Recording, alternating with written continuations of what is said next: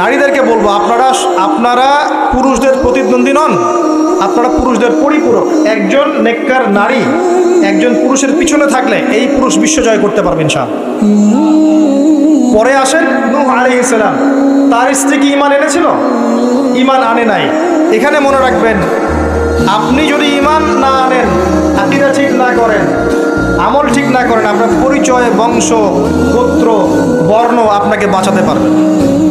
নূহ আলাইহিস সালামের স্ত্রী জাহান্নামে চলে গেছে, লূত আলাইহিস সালামের স্ত্রী জাহান্নামে চলে গেছে, যদিও তারা নবীদের আন্ডারে ছিলেন।